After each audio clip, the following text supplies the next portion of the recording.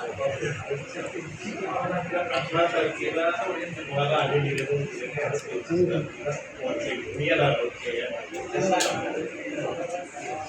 तुम्ही संबंधित डिपार्टमेंटला संबंधित अधिकाऱ्याला या बाबतीमध्ये दिलेली आहे का, त्यांना कळवलेलं आहे का, काय कारवाई केली याची माहिती घेतलेली आहे का, तर असं काही दिसलं नाही आम्हाला.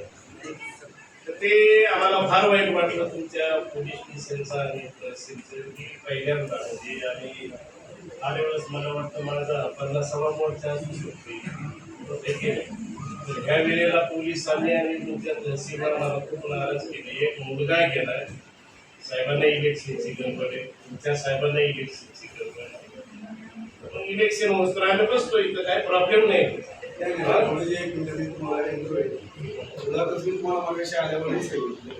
जरी त्या दिवशी या लोकांना आम्हाला घेऊन जायचं मी स्वतः इंटरव्हेन्शन जे केलं मी ते सांगतो.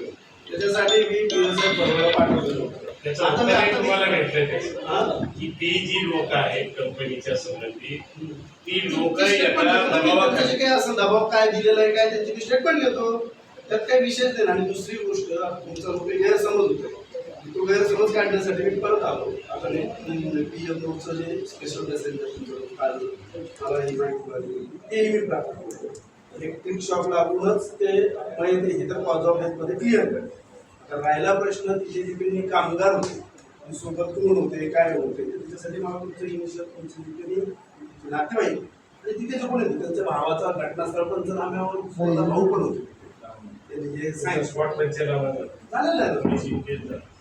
झालेलं आहे रिक्वेस्ट झालेला आहे पंचनामा झालेला आहे PM नोट्स आलेले आहेत. आता जस्ट चार दिवसापूर्वी नाही PM नोट्स आता आमचा जो तपासी अधिकारी आहे त्याला आमच्याच एका पोलिसांनी फोन केला आणि 4 दिवसांपूर्वीच PMचे रिपोर्ट आलेले आहेत असं त्यांनी त्यांना फोनवर सांगितलं. काय सांगतो मी स्वतः आता मी पाहिले नाराज होण्याचं कारण सांगतो मी.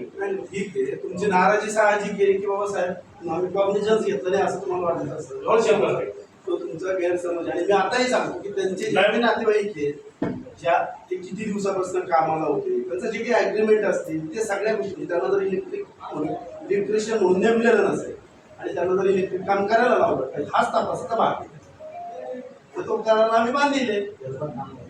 माझं असं म्हणणं आहे की आता हा तपास पूर्ण होईल.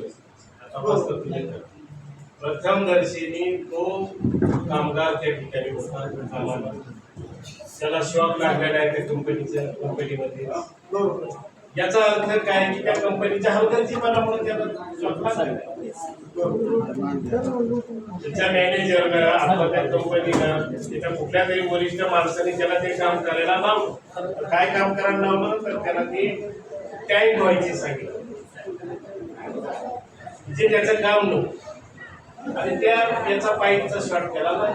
त्याच्यासाठी वर्क ऑर्डर मी माहिती